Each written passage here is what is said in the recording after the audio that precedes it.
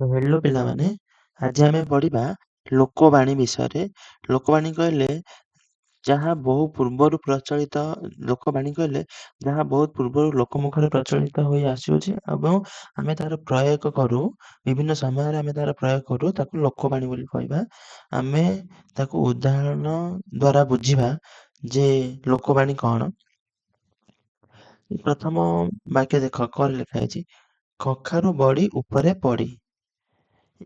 ଏଇଟା ଆମେ କେତେବେଳେ ବ୍ୟବହାର କରୁ ନା ଯେତେବେଳେ ଦୁଇ ଜଣଙ୍କ ଭିତରେ କିଛି ଆଲୋଚନା ହେଉଛି, ତୃତୀୟ ଲୋକ ସେଠି ପହଞ୍ଚି ଯାଇଛି, ସେ ମୂଳ କଥା ଭାଷା ସମ୍ପର୍କରେ କିଛି ଜାଣେ ନା, ଅଥଚ ସେ ଗୋଟିଏ ମନ୍ତବ୍ୟ ଦେଇ ପକାଏ, ସେତେବେଳେ କରେ ଥିବା ଉକ୍ତିଟି ପ୍ରୟୋଗ କରାଯାଇଥାଏ। ମାନେ ସେ କିଛି ଜାଣିନଥିବ, ସେତେବେଳେ ଆମେ ତାକୁ କହିବା କଖାରୁ ବଡ଼ି ଉପରେ ପଡ଼ି, ଏମିତି ଆମେ କହୁନା। ବର୍ତ୍ତମାନ ଆମେ ଖ ବାକ୍ୟଟା ଦେଖିବା, କଖାରୁ ଚୋରକୁ ମୁଣ୍ଡ କାଟ। ସେଇଭଳି ଏହାର ଉଦାହରଣ ହେଉଛି, ସେଇଭଳି କେହି ଜଣେ ଛୋଟ ଦୋଷଟେ କରିଛି, ତା ପାଇଁ କିନ୍ତୁ କଠୋର ଦଣ୍ଡର ବ୍ୟବସ୍ଥା ହେଉଛି। ତ ସେ ମାନେ ଜଣେ ଛୋଟ ଦୋଷ କରିଛି, ତା ପାଇଁ ଗୋଟେ କଠୋର ବ୍ୟବସ୍ଥା ହେଉଛି। ତାକୁ ଦେଖିକି କୁହାଯାଏ ଯେ କଖାରୁ ଚୋରକୁ ମୁଣ୍ଡ କାଟ। ମାନେ ଜଣେ କଖାରୁ ଚୋରେଇଲା ବେଳେ କଣ ତା ମୁଣ୍ଡ କାଟିଦବ? ତ ଏଇଟା ହେଉଛି ଖ। ଗ ହେଉଛି ଦେଖ, କଜଳ ବାତ୍ୟା ଭଦ୍ରଲୋକ ବା ଭଲ ଲୋକ। ଯେତେବେଳେ ମାନେ ଦି ଜଣଙ୍କ ଭିତରେ ଝଗଡା ହଉଛି ଆଉ ମଧ୍ୟସ୍ଥି ଜଣେ ଯାଉଛନ୍ତି, ସେ ମଧ୍ୟସ୍ଥି ଜଣକ କିନ୍ତୁ ନିରୀହ, ଅଥଚ ସେଇ ମଧ୍ୟସ୍ଥିଙ୍କର କ୍ଷତି ହେଲା, ସେଇଠୁ କଣ କୁହାଯାଏ? ଆଉ ତମେ ତ କଜଳପାତିଆ ଭଦ୍ରଲୋକଟେ ଆଉ। ବୁଝିପାରିଲ? ତ ଆମେ ଲୋକବାଣୀ କହିଲେ ବୁଝୁ ଯେ ଯାହା ଲୋକମୁଖରେ ଯୁଗ ଯୁଗ ଧରି ପ୍ରଚଳିତ ହୋଇ ଆସୁଅଛି ଓ ବିଭିନ୍ନ ପରିସ୍ଥିତିରେ ସେଇ ଲୋକବାଣୀ ଗୁଡ଼ିକ ପ୍ରୟୋଗ କରାଯାଉଛି। ମାନେ ବିଶେଷ କରି ସେଇ ଉକ୍ତି ଗୁଡ଼ିକ ପ୍ରୟୋଗ କରାଯାଉଛି, ତାକୁ ଲୋକୋକ୍ତି ବା ଲୋକବାଣୀ ବୋଲି କୁହାଯାଏ। ଏହା କେବଳ ଓଡ଼ିଆ ଭାଷାରେ ନାହିଁ, ଏହା ବିଭିନ୍ନ ଭାଷାରେ ମଧ୍ୟ ଅଛି। ଯେମିତି ଇଂରାଜୀରେ ଅଛି, ଓଡ଼ିଆରେ ଅଛି, ହିନ୍ଦୀରେ ଅଛି, ବଙ୍ଗଳାରେ ଅଛି, ତେଲୁଗୁରେ ଅଛି, ସବୁଥିରେ ଅଛି। ତ ବର୍ତ୍ତମାନ ଆମେ କଣ କରିବା ନା ଓଡ଼ିଆ ଭାଷାରେ ବ୍ୟବହାର ହେଉଥିବା ଲୋକବାଣୀ ଏବଂ ସେଇ ଲୋକବାଣୀର ଅର୍ଥ ଆମେ ବୁଝିବା ପାଇଁ ଚେଷ୍ଟା କରିବା, ହେଲା। ଅକାଳେ ନିୟମ ନାସ୍ତି, ଆମେ କହନେ ଅକାଳେ ନିୟମ ନାସ୍ତି, ମାନେ ଅସୁବିଧା ସମୟରେ ନିୟମ ମାନି ଚଳିବା ସମ୍ଭବ ହୋଇ ନପାରେ, ସେଇ ସମୟରେ ଆମେ କହୁ ଅକାଳେ ନିୟମ ନାସ୍ତି। ଅତି ଭକ୍ତି ଚୋରର ଲକ୍ଷଣ, ରାଜ୍ୟ ହାସଲ ଉଦ୍ଦେଶ୍ୟ ରଖି ଉପରକୁ ବିନମ୍ର ଭାବ ଦେଖାଇବା। ମାନେ ତମର କିଛି କାର୍ଯ୍ୟ ହାସଲ କରିବାର ଥିବ, ଆମେ ଉପରେ ବିନମ୍ର ଭାବ ଦେଖେଇବା। ହଁ ଏଇଟା ସେଟା ହେଇଥିଲେ ହେଇଥାନ୍ତା, ତ ଆମେ ସେଠି କହୁନେ ଅତି ଭକ୍ତି ତ ଚୋରର ଲକ୍ଷଣ ଆଉ। ଅର୍ଥାତ୍ କାର୍ଯ୍ୟ ହାସଲ ଉଦ୍ଦେଶ୍ୟ ରଖି ଉପରକୁ ବିନମ୍ର ଭାବ ଦେଖାଇବା। ଅଣ୍ଟି ଚୋରି ତଣ୍ଟି କାଟେ, ମାନେ ଆତ୍ମୀୟ ଲୋକ ଶତ୍ରୁତା ଆଚରଣ କରିବା। କହୁନା ଆମେ ଅଣ୍ଟି ଚୋରି ତ ତଣ୍ଟି କାଟେ ଆଉ, ମାନେ ଆତ୍ମୀୟ ଲୋକ ତ ଶତ୍ରୁତା ଆଚରଣ କରନ୍ତି ଆଉ। ଅଠା କାଠିରେ ପଡ଼ିବା, ଅସୁବିଧା ପରିସ୍ଥିତିର ସମ୍ମୁଖୀନ ହେବା। ଅନ୍ଧ ଦେଶକୁ ଗଲି ଦର୍ପଣ ବିକି, ଅର୍ଥାତ୍ ମୁଖଙ୍କ ଆଗରେ ତତ୍ତ୍ୱ କଥା କହିବା। ଯଦୁମଣିର ଗୋଟେ କଥା ଅଛି, ଅନ୍ଧ ଦେଶକୁ ଗଲି ଦର୍ପଣ ବିକି, କନ୍ଧ ହାତେ ଦେଲି ଗୋଦାନ ଟେକି।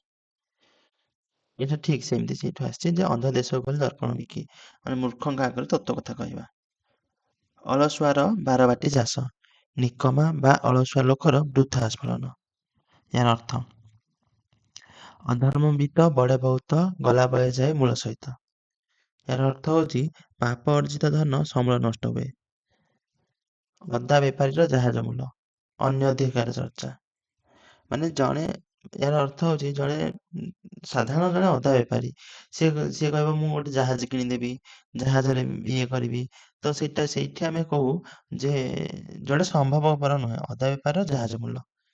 ଅତି ପରିଚୟ ଗୌରବ ନଷ୍ଟ, ଅଧିକ ସମ୍ପର୍କ ବା ମିଳାମିଶାରେ ସମ୍ମାନ ହ୍ରାସ ପାଏ। ଯେମିତି ମାନେ ଯେତେବେଳେ ନୂଆ ଯାଉ, ଜଣେ ଅତିଥିଙ୍କୁ ଯେମିତି ଚର୍ଚ୍ଚା କରାଯାଏ, ଯଦି ଜଣେ ସବୁଦିନ ଗଲା ତାହେଲେ ସେମିତି ତାକୁ ଚର୍ଚ୍ଚା କରାଯାଏନି, ସେଥିପାଇଁ କୁହାଯାଏ ଅତି ପରିଚୟ ଗୌରବ ନଷ୍ଟ। ଅନ୍ଧ ଥରେ ବାଡ଼ି ହଜାଏ, ଅର୍ଥାତ୍ ଅଭିଜ୍ଞତାରୁ ସତର୍କ ହେବା ବା ଶିକ୍ଷା ଲାଭ କରିବା। ଅମୃତ ହାଣ୍ଡିରେ ବିଷ କଣିକାଟିଏ, ସାମାନ୍ୟ ଖରାପ ଅନେକ ଭଲକୁ ନଷ୍ଟ କରିଦିଏ।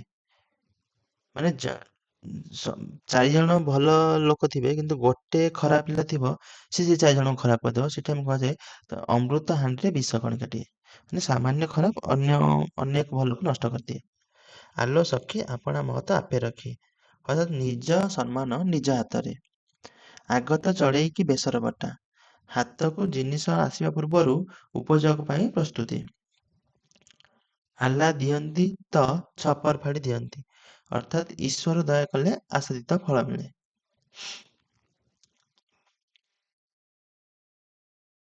ଆମର କୁହନ୍ତି ଭଗବାନ ଦିଏ ତ ଛପର ଫାଡ଼ି ଦିଅନ୍ତି। ଆକାଶ କଇଁଆ ଚିଲିକା ମାଛ, ଏହାର ଅର୍ଥ ହେଉଛି ଅସମ୍ଭବ କଥା କଳ୍ପନା କରିବା। ଆପଣା ସିଂହରେ ଭୂଇଁ ତାଡ଼ିବା, ନିଜେ ସାମର୍ଥ୍ୟ ହବା। ଆଖୁ କିଆରୀରେ ପଶିବା, କୌଣସି କାର୍ଯ୍ୟ ଉତ୍ତମ ରୂପେ ନିର୍ଣ୍ଣୟ କରି ନ ପାରିବା। ଯେତେବେଳେ ଆମେ ଆଖୁ କିଆରୀରେ ପଶୁ ସବୁବେଳେ ସମାନ ସମାନ ଲାଗେ, ସବୁ ରାସ୍ତା ସମାନ ଲାଗିବ, ସେଥିପାଇଁ କୁହାଯାଏ ଆଖୁ କିଆରୀରେ ପଶିବା, ଅର୍ଥାତ୍ କୌଣସି କାର୍ଯ୍ୟ ଉତ୍ତମ ରୂପେ ନିର୍ଣ୍ଣୟ କରି ନ ପାରିବା। ଉଡ଼ିଗଲା ଚଢ଼େଇର ପର ଗଣିବା, ଅତି ବୁଦ୍ଧିଆ। ଆମେ କଣ ନା ଏ ଟୋକାଟା ବା ଉଡ଼ିଗଲା ଚଢ଼େଇର ପର ଗଣିଦବ, ମାନେ ଅତି ବୁଦ୍ଧିଆ, ଯେଉଁମାନେ ଅତି ବୁଦ୍ଧିମାନ ଦେଖନ୍ତି। ଉପର ଚିକଣ ଭିତର ଫମ୍ପା, ବାହାର ସୌନ୍ଦର୍ଯ୍ୟ ଥାଇ ଭିତରେ ଶୂନ୍ୟତା। ଋଷି ଜଟା ଛିଣ୍ଡେଇବା, ଧୈର୍ଯ୍ୟବାନ ବ୍ୟକ୍ତି ଅତ୍ୟନ୍ତ କ୍ରୋଧ ପ୍ରକାଶ କରିବା। ଅର୍ଥାତ୍ ଋଷି ହେଉଛନ୍ତି କ'ଣ ନା ଋଷି ହେଉଛନ୍ତି ଯେ ଧୈର୍ଯ୍ୟବାନ ବ୍ୟକ୍ତି, ଯେ ଧ୍ୟାନ କରନ୍ତି, କିନ୍ତୁ ସିଏ ଯଦି ରାଗି ଜଟା ଛିଣ୍ଡାନ୍ତି ସେଇଟା ଆମେ କହୁନେ ଋଷି ଜଟା ଛିଣ୍ଡେଇବା, ମାନେ ଧୈର୍ଯ୍ୟବାନ ବ୍ୟକ୍ତି ଅତ୍ୟନ୍ତ କ୍ରୋଧ ପ୍ରକାଶ କରିବା। ଏକା ମାଘ କି ଶୀତ ଯାଏ ନାହିଁ, ଦୁର୍ଯୋଗ କେବଳ ଥରେ ଆସେ ନାହିଁ। ଏ ମନ ଖୋଜୁଥାଏ ଯାହା କାଳ ପ୍ରାପତେ ହୁଏ ତାହା, ସମୟ ଅନୁସାରେ ମନ ଅନୁସାରେ ଫଳ ମିଳିବା। ଯେମିତି ଆମେ କହୁ ଏହାର ଗୋଟେ ଅଲ୍ଟରନେଟିଭ୍ ଅଛି ଯେ ବିରାଡ଼ି କପାଳକୁ ଶିକା ଛିଣ୍ଡିବା, ଏଇଟା ସେମିତି ଆଉ। ଏ ମନ ଖୋଜୁଥାଏ ଯାହା କାଳ ପ୍ରାପତେ ହୁଏ ତାହା। ଓଟ ମୁହଁରେ ଜିରା, ଅଧିକ ଆଶା କରୁଥିବା ବ୍ୟକ୍ତିକୁ ଅଳ୍ପ ମିଳିବା। ଓଟ ମୁହଁରେ ଜିରା, ଅଧିକ ଆଶା କରୁଥିବା ବ୍ୟକ୍ତିକୁ ଅଳ୍ପ ମିଳିବା। ଔଷଧ ରାଗରେ ତାଟିଆ କାମୁଡ଼ିବା, ପ୍ରକୃତ ଲୋକ ବିରୋଧରେ କିଛି କରି ନ ପାରି ଅନ୍ୟ ଉପରେ ରାଗିବା। କଷ୍ଟ କଲେ କୃଷ୍ଣ ମିଳେ, ସବୁ ସିଦ୍ଧିର ମୂଳ ହିଁ କଠିନ ପରିଶ୍ରମ। କବିତୁଣ୍ଡ ମେଣ୍ଢା ମୁଣ୍ଡ, ଦୃଢ଼ ବଚନ ବା ଆଶୀର୍ବଚନ। କଂସାରୀ ଘର ପାରାକୁ କୁଲା ଢାଉଁ ଢାଉଁ, ପ୍ରତିକୂଳତାର ଅଭ୍ୟସ୍ତ ବ୍ୟକ୍ତିକୁ ସାମାନ୍ୟ ଭୟ ଦେଖାଇବା। କଂସାରୀ ଘର ପାରାକୁ କୁଲା ଢାଉଁ ଢାଉଁ, ପ୍ରତିକୂଳତାରେ ଅଭ୍ୟସ୍ତ ବ୍ୟକ୍ତିକୁ ସାମାନ୍ୟ ଭୟ ଦେଖାଇବା।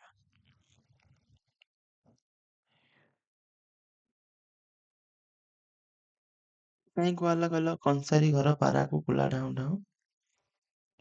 ଅର୍ଥାତ୍ ଯିଏ କଂସାରୀ ଘରର ପାରା, ଅର୍ଥାତ୍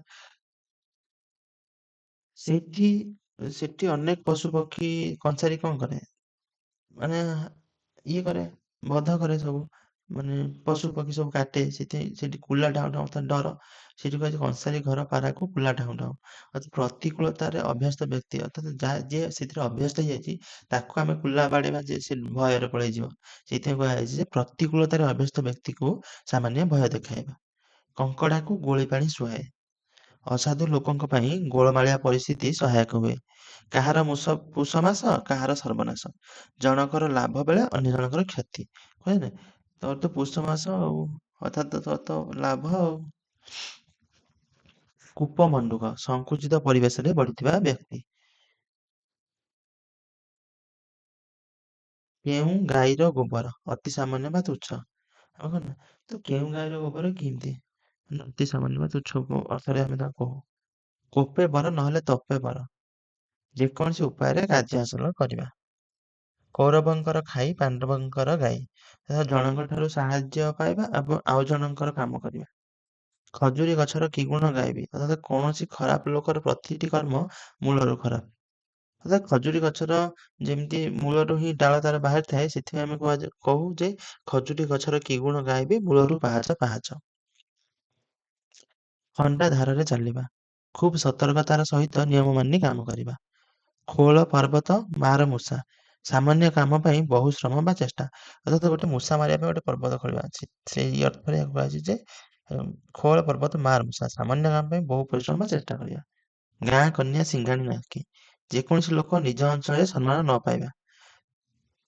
ଯଦି ଜଣଙ୍କର ଗୋଟେ ଗାଁରେ ବାହାଘର ହେଇଯାଏ, ତାକୁ ଯିଏ ନାହିଁ ସିଏ ଯୋଉ ପିଲାବେଳୁ ଯୋଉ ନାଁ ଡାକୁଥିଲେ ସେମିତି ଡାକିବେ, ତାକୁ ସେତେ ସମ୍ମାନ ମିଳିବନି। କିନ୍ତୁ ଯଦି ଅଲଗା ଗୋଟେ ଗାଁରେ ବାହାହେଲେ ତାକୁ ସମ୍ମାନ ମିଳିବ। ସେଇଥିପାଇଁ କୁହାଯାଏ ଗାଁ କନ୍ୟା ସିଂଘାଣି ନାକି। ଗୁଣ ଚିହ୍ନେ ଗୁଣିଆ, ସୁନା ଚିହ୍ନେ ବଣିଆ, ଗୁଣି ଗୁଣିର ଆଦର କରେ। ଘର ଦିଅଁ ନ ପୂଜି ପର ଦିଅଁ ପୂଜିବା, ନିଜ ସଂସ୍କୃତିକୁ ଅବହେଳା କରି ଅନ୍ୟ ସଂସ୍କୃତିକୁ ଅନୁସରଣ କରିବା।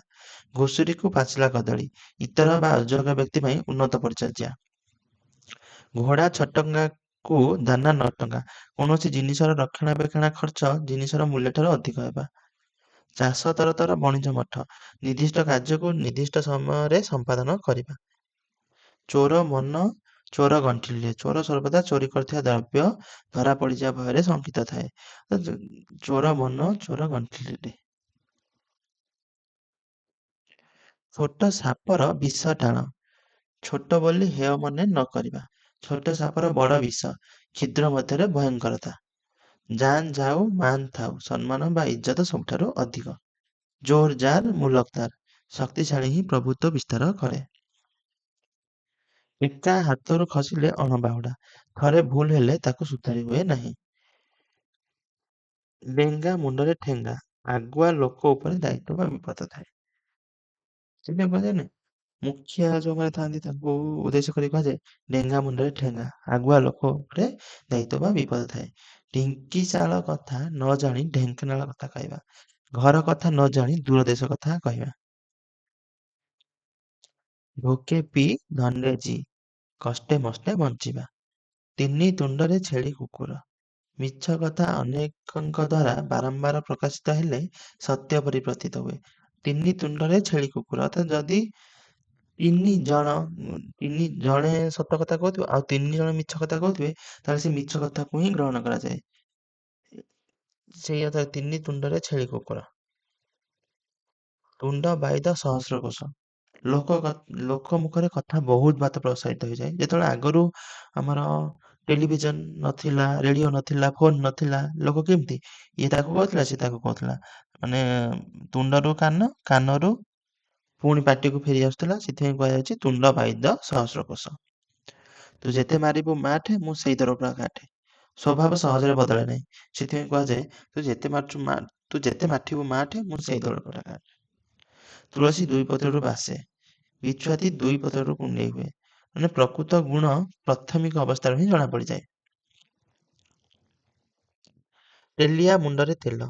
ଦରିଦ୍ରକୁ ସାହାଯ୍ୟ ନ କରି ସ୍ୱଚ୍ଛଳ ବ୍ୟକ୍ତିକୁ ସାହାଯ୍ୟ କରିବା।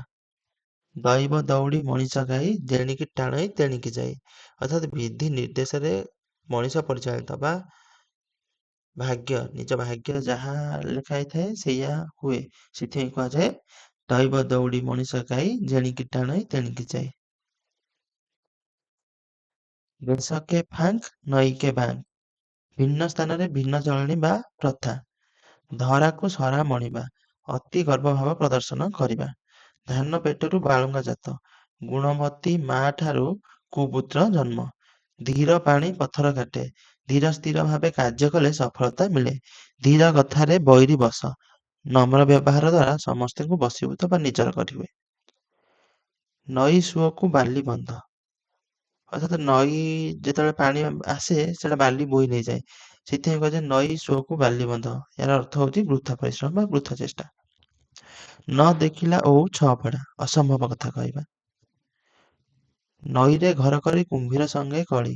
ଅଧୀନ ହୋଇ ମୁନିବଙ୍କ ସଙ୍ଗେ କଳି କରିବାକୁ କୁହାଯାଏ ନଈରେ ଘର କରି କୁମ୍ଭୀର ସଙ୍ଗରେ କଳି। ନାହିଁ ମାମୁଁ ଠାରୁ କଣା ମାମୁଁ ଭଲ।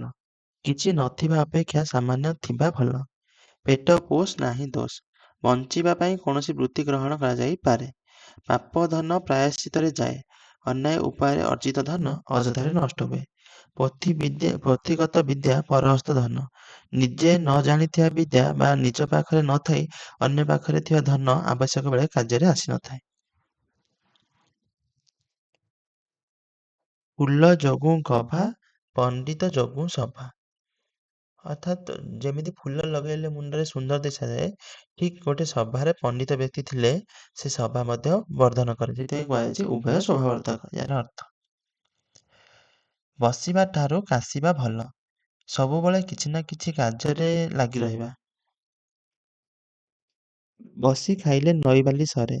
ଅର୍ଥାତ୍ ଆଳସ୍ୟ ସର୍ବନାଶ କରେ। ବିତେଇ ଦେଲା ବୁଦ୍ଧି ମାଗି ଆଣିଲେ ତିଅଣ। ବତେଇ ଦେଲା ବୁଦ୍ଧି ମାଗି ଆଣିଲା ତିଅଣ। ମାନେ ଜଣେ ବୁଦ୍ଧି ବତେଇଲା ତାହେଲେ ସେଟା କ୍ଷଣସ୍ଥାୟୀ ନା। କିଛି ଦିନ ଗଲା ପରେ ଆଉ କାହା ବୁଦ୍ଧିରେ ଚାଲିବ? ପୁଣି ତା ବୁଦ୍ଧିରେ? ସିଏ ଆଉ ନଥିବ। ମାଗି ଆଣିଲା ତିଅଣ। ତେଣୁ ଥରେ ତମେ ତରକାରୀ ଖାଇଲ ତାପରେ ଆଉ କଣ ତମକୁ ସବୁଦିନ ସେ ତରକାରୀ ଆଣିକି ଦବ କି? ନା ତମେ ସବୁଦିନ ମାଗିଲେ ସେ ଦବ, ସେଥିପାଇଁ କୁହାଯାଏ ଉଭୟ ଦିଟା କ୍ଷଣସ୍ଥାୟୀ। ବକର ବେକ ବଢିଲେ ମୀନର ବିପତ୍ତି, ଶତ୍ରୁର ସୁବିଧା ବିପଦର କାରଣ। ବଗ ଯଦି ତାର ବେକ ବଢୁଛି ତାହେଲେ ସେ ମୀନକୁ ମାନେ ତାକୁ ସୁବିଧା ହବ ମାରିବା ପାଇଁ, ସେଥିପାଇଁ କୁହାଯାଉଛି ଯେ ବକର ବେକ ବଢିଲେ ମୀନର ବିପତ୍ତି। ବ୍ରହ୍ମା ବିଳି ବିଳେଇଲେ ବେଦ, ପଣ୍ଡିତ ଲୋକର ଯେକୌଣସି କାର୍ଯ୍ୟକୁ ମହତ୍ୱପୂର୍ଣ୍ଣ ବୋଲି ଧରିନେବା। ଯେକୌଣସି ଜଣେ ପଣ୍ଡିତ ଯାହା ବି ପଢିଲେ ଆମେ କହୁନେ, ସେଥିପାଇଁ କୁହାଯାଏ ବଡ ଲୋକକୁ ଉତ୍ତର ନାହିଁ, ବ୍ରହ୍ମା ବିଳି ବିଳେଇଲେ ବେଦ। ବାହା ସରିଲେ ବେଦି ମୁହେଁ ପୋଡା, ସ୍ୱାର୍ଥ ସାଧନ ପରେ ଆଗ୍ରହ କମିଯିବା। ମାନିଲେ ଠାକୁର ନ ମାନିଲେ ପଥର, ନିଜର ଦୃଷ୍ଟିକୋଣ ଅନୁସାରେ ମାନ୍ୟତା ଦେବା ଅଥବା ନ ଦେବା। ଯତ୍ନ କଲେ ରତ୍ନ ମିଳେ, ଅଧ୍ୟାବସାୟ ସଫଳତାର ଚାବିକାଠି। ଯେମିତି ଠାକୁର ସେମିତି ପୂଜା, ବାଲି ଗରଡ଼ାକୁ ଚାଉଳ ଭଜା। ଗୁଣ ଘେନି ଆଦର, ଯେସାକୁ ତେସା, ଯେକୌଣସି ବ୍ୟବହାର ଦେଖାଇବା ତା ପାଇଁ ଅନୁରୂପ ବ୍ୟବହାର ପାଇବା। ଯେ ଦେଶ ଯାଇ ସେ ଫଳ ଖାଇ, ସବୁ ସ୍ଥାନରେ ପରିସ୍ଥିତି ସହିତ ଖାପ ଖୁଆଇ ଚଳିବା। ସେଥିପାଇଁ ଯେ ଦେଶ ଯାଇ ସେ ଫଳ ଖାଇ, ଅର୍ଥାତ୍ ଆମେ ଯେକୌଣସି ସ୍ଥାନକୁ ଯାଉଛେ ସେଇ ଅନୁସାରେ ଆମକୁ ଖାଇବା ପିଇବା ବ୍ୟବହାର ପୋଷାକ ସବୁ ଦେଖିବା ପାଇଁ ମିଳିବ। ଲୁଚିଛି ନା ଗୋଡ ଦିଟା ଦିଶୁଛି, ଯେତେ ଘୋଡାଇଲେ ବି ଦୋଷ ଧରା ପଡେ। ଶୋଇଲା ପୁଅର ଭାଗ ନାହିଁ, କର୍ମକୁଣ୍ଠ ଲୋକ ଜୀବନରେ ହାରିଯାଏ। ସଭାରେ ହାଣ୍ଡି ଭାଙ୍ଗିବା, ଅର୍ଥାତ୍ ଗୁପ୍ତ କଥାକୁ ପ୍ରଘଟ କରିବା। ସ୍ୱର୍ଗକୁ ନିଶୁଣି ନାହିଁ କି ବଡ ଲୋକକୁ ଉତ୍ତର ନାହିଁ। ଧନୀ ଓ ପ୍ରଭାବଶାଳୀ ଲୋକକୁ ଅନେକ କଥା କହି ହୁଏ ନାହିଁ। ସିଧା ଆଙ୍ଗୁଠିରେ ଘିଅ ବାହାରେ ନାହିଁ, ସବୁ କାମ ସହଜରେ ହୁଏ ନାହିଁ। ହାତେ ମାଫି ଚାଖେଣ୍ଡେ ଚାଲ, ସାବଧାନ ହୋଇ କାମ କରିବା। ହଲିଲା ପାଣିରେ ଗୋଡ ନ ଦେବା, ଅର୍ଥାତ୍ ଗଣ୍ଡଗୋଳରେ ନ ପଶିବା। ହାତ ଅଳସେ ନିଶ ବଙ୍କା, ଅଳସୁଆ ଦୁଃଖ ପାଏ। ପିଲାମାନେ, ଏଇ ଭିଡିଓଟି ଆପଣଙ୍କୁ କେମିତି ଲାଗିଲା ଟିକେ କମେଣ୍ଟରେ ଜଣେଇବେ।